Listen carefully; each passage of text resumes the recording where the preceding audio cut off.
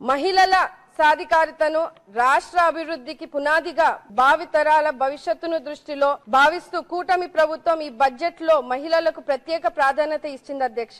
మహిళలను సమాజంలో మరింత గౌరవంగా నిలబెట్టేందుకు 2026-27 బడ్జెట్ కేటాయింపులో 4,582 కోట్ల రూపాయలు ప్రత్యేక కార్యక్రమాలకు కేటాయించడం జరిగింది అధ్యక్ష. సూపర్ 6 ద్వారా మహిళల సంక్షేమానికి పెద్ద పీఠం వేస్తూ తల్లికి వందనం పథకానికి 9,668 కోట్ల రూపాయలతో తల్లులకు ఇంట్లో ఎంత మంది పిల్లలు ఉంటే అంత మంది పిల్లలకు డబ్బులు వేసి పిల్లల విద్యకు అండగా నిలుస్తున్నారు అధ్యక్ష. ఇది కేవలం ఆర్థిక సహాయం కాదు, ఇది ప్రతి తల్లికి ఇస్తున్న గౌరవ వందనంగా భావిస్తున్నాం అధ్యక్ష.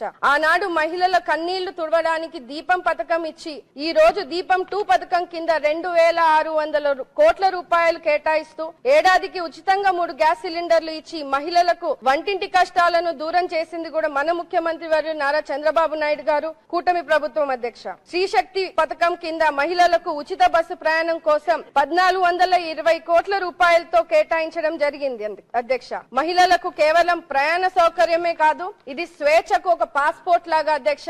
ఉపాధికి ఇచ్చినటువంటి మార్గం అధ్యక్ష, ఆత్మవిశ్వాసానికి ఇచ్చినటువంటి రెక్కలని కూడా ఈ సందర్భంగా తెలియజేస్తున్నాను అధ్యక్ష. గత వైసీపీ ప్రభుత్వంలో 2014-19 మధ్యలో మహిళల కోసం మన చంద్రన్న ప్రవేశపెట్టిన పెళ్లి కానుక, తల్లి బిడ్డ ఎక్స్ప్రెస్, చేయూత లాంటి ఎన్నో సంక్షేమ పథకాలను నిలిపివేశారు అధ్యక్ష.